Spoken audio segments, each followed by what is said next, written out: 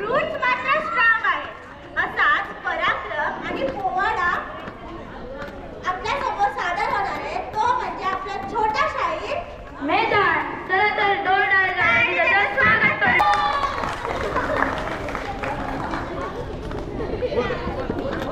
शाहिस्त खानाची बोट कापली. अफजल खानाच्या वधाची बातमी ऐकल्यापासून औरंगजेब बादशाह कमालीचा अस्वस्थ झाला होता. इंग्रजांचं स्वतंत्र राज्य स्थापन करून पाहणारे शिवाजी महाराज हे दिल्लीच्या तख्ताचे जबरदस्त शत्रू आहेत याबद्दल औरंगजेबाची खात्री झाली होती. शिवाजीचा बंदोबस्त करण्यासाठी औरंगजेबाने आपल्या मामाला शाहिस्त खानाला बोलवलं. तो त्याला म्हणाला, काय वाटतं ते कर, पण शिवाजीचा पराभव झालाच पाहिजे. मागशील मी तेवढं सैन्य देतो, पण मला शिवाजीचा पराभव हवा. एक लक्षात ठेव, जर का तुला जमलं नाही तर मला तोंड दाखवायला सुद्धा येऊ नको. शाहिस्त खान निघाला. आपल्या बरोबर औरंगजेबाची सुसज्ज फौज घेऊन निघाला. आणि उंट, हजारो घोडे, दारुगोळ्याची छल्ले, तोफा, शस्त्रास्त्र जे जे घेण्याबद्दल शक्य होतं सर्व साहित्य घेऊन शाहिस्त खान निघाला. त्याची फौज सागरासारखी आवाढव्य होती. अनेक लोटण्यासारखा तो स्वराज्यावर चाल करून आला. शाहिस्त खानाला पक्की माहिती होती, डोंगरी किल्ल्याची सुद्धा घेडा आपल्याला परवडणार नाही. जर त्यावेळी नाही शिवाजीशी लढाई करायची तर मैदानात, म्हणजे त्याला कुठेच लपता येणार नाही. आपलं काम पत्ते होईल. खान आला तो देश शिवाजीच्या पुढ्यातील लाल महालात तिथेच त्याला आपला तळ ठोकला. आपण सैन्य पुढे महाराजांच्या मावळ्याचं काही चाललेला वेळाप्रमाणे सत्यार सुद्धा करता येईना. दहा रागासारखा भारत बसला होता. शिवाजी महाराजांना मोठा प्रश्न पडला, या खानाला पुढ्यातून कसा उचलून लावायचा.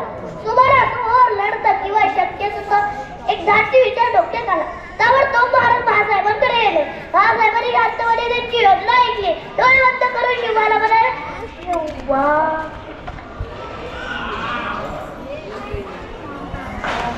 संपला.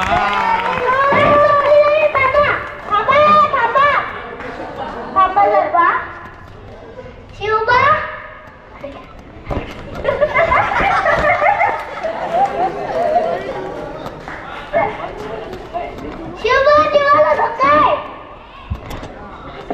बाळासाहेब, तुमच्या आई बाबांचे आशीर्वाद आमच्या पाठीशी असताना आपल्या प्राणाला धोका नाही, पाडाला भीत नाही. रोज तुमच्याकडे परवानगी मागायला आलो. इथे शाहिस्त खान पुण्याचा बंदोबस्त चांगलाच वाढवला होता. वेशीच्या आत जाण्याची कसून चौकशी होत होती. आपल्या एका बावळ्याला लग्नाची वरात ठरवायला रेल्वेत आणण्यासाठी शाहिस्त खानाच्या अधिकाऱ्याकडे पाठवलं. त्याने परवानगी दिली. अडचण मोठा दूर झाला.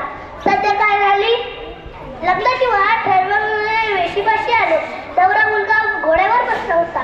त्याचा चेहरा फुलांच्या वाराने झाकलेला होता. समोर सदैव चौकडे वाजत होते. मित्र मंडळी, महाराजांनी त्यांची बावळे बेबाळूपणे विसरलेले होते. प्रत्येकानं वेषांतर केलं होतं म्हणून ओळखूच येत नव्हतं. वरात बघायला रस्त्यावर ही लोकांची गर्दी केली होती. वाजत गाजत वरात पुढे सरकत आणि थांबले. नवऱ्या मुलांची दृष्ट काढले तरी नवरीचं बाप ओलांडून नवरी मुलगी वाड्यात आली. पागले अंधारात नवरा मुलीचा आपला वेश फेकून दिला. आत एक बावळा होता. हातात तलवार घेऊन तो बाहेर पडला. तिकडच्या बावळ्याने सुद्धा आपापल्या तलवारी बाहेर काढल्या. सगळ्यांना एकत्र जमून महाराजांनी हलक्या आवाजात सूचना दिल्या. अहो, सगळं बालपणच तिकडे गेलं होतं ना. महाराजांनी खिडकीतून स्वयंपाकघरात प्रवेश केला.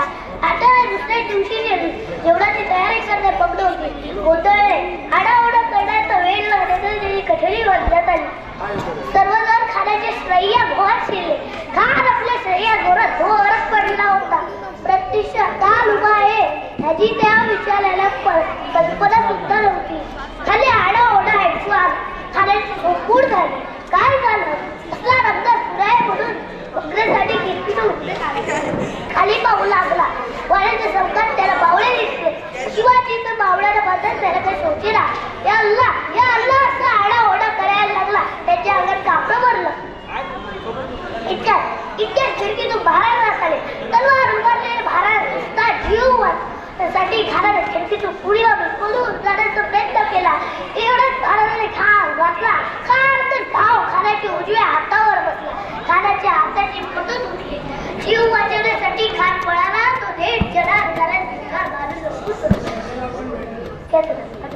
धपकर रॅंकीची काय विचारलं कोण आहे साठी बडी भेटतोय गोरट्यातून आवाजला आवाज तर मर्दाने वाजत होता त्यांनी नीट समोर पाहिलं बेकवाचे सोडके शाहीस्त ठार धरत उभा होता त्याचं थरथरनं काहीतरी थांबेला करत्या स्वरात खाणं ठणकावलं शिवाजी म्हणतात तुम्ही आज तुझ्यावर दया करतोय पुन्हा गाठ पडली तर छाटून टाकीन जीव प्यार असेल तर सगळं निघून जा आत्ताच्या आत्ता निघून जा खान आपल्या जीवातून पळून गेला पण बोलता महाराज दिसेना असं झालं जाता बावळ्याने मात्र एक बार उडवला कोणी सगळे वाद्य होते समोरच वाटत झोपले होते तलवारीचे घाताना त्याला वाद्य वाजवायला भाग पडलं वाद्यांच्या आवाजाला आरतीची तुच्छ उडाल अंधाराचा फायदा घेऊन महाराज आणि त्यांचे बावळे